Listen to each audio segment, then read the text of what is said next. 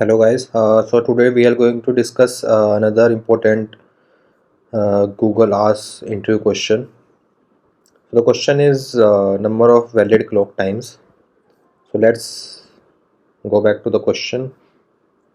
So the question states that you are given a string of length 5 called time representing the current time on a digital clock in the format HHMM. The earliest possible time is 00 and the latest possible time is 23:59. In the string time, the digits represented by the question mark symbol are unknown and must be replaced with a digit from 0 to 9. Return an integer answer the number of valid clock times that can be created by replacing every question mark with a digit from 0 to 9. Example 1 time is given this. So this question mark can take two values here 0 and 1. So we are returning 2 here. And here this last question mark can take 0 to 9 values. So 10 values it can take. And for 0 this can also take 10 values. So 10 into 10 100. You consider third example. This first two question marks can take 0 to 23. So that is total 24. And this can take 0 to 59. So this two question mark can take 0 to 59. So it is 60. So 60 into 24, that is 1440.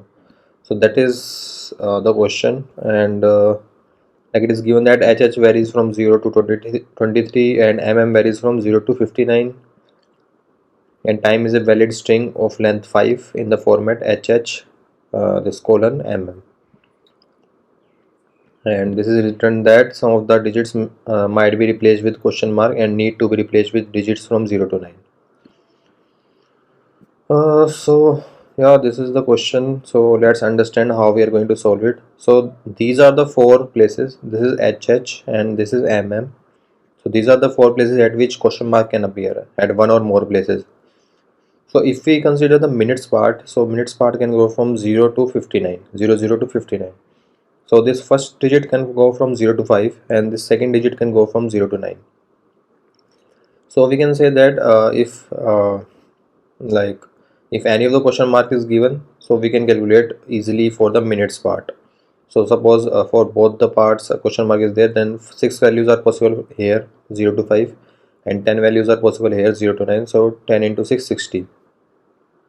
Suppose if this is the only the question mark, then 10 values are possible. If only this is the question mark, then 6 values are possible. So we can easily calculate for minute. But for R there is one issue, like for if this value goes from 0 to 1, then this second value can take any value from 0 to 9. But if this first value goes value is of 2, then this second value can go up to 0 1 2 3 only, like it cannot be 24. So due to that restriction, we will have to first handle this case and then we can easily incorporate the minute. So we'll go through the code and understand how we are going to handle this case. So initially we are supposing that our answer is 1 and we are taking the case if time at 0 is question mark.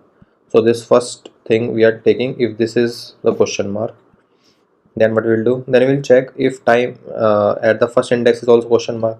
If at first index also question mark is there, means at both of the index question mark is there, that means that like total 24 are possible for R, because 0 to 23. So answer will be updated to 24. Else if time 1 is not question mark but time 0 is question mark, then if time 1 value is 0 1 2 3, then time 0 can take 3 values 0 1 2. So we can see if this value if this time 1 value goes from 0 to 3, then this time 0 can take 0 1 2 value.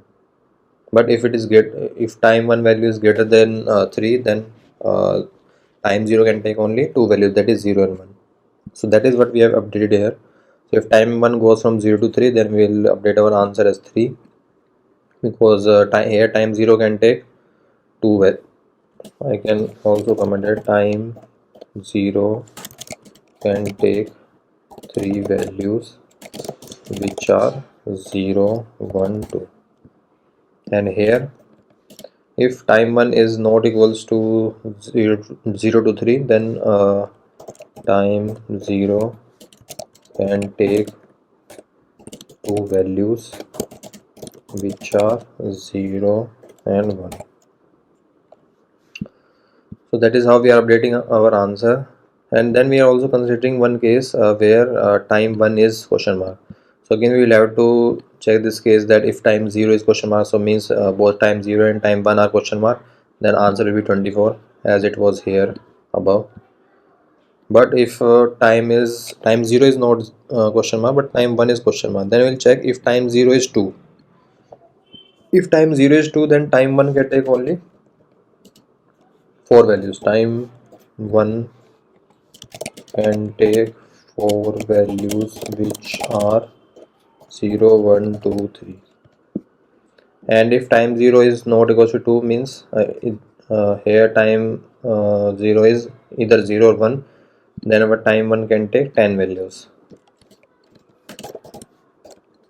Time 1 can take 10 values from 0 to 9. So in this way we have calculated our answer for this starting two values. Then we need to move to the minute part, and that is very easy.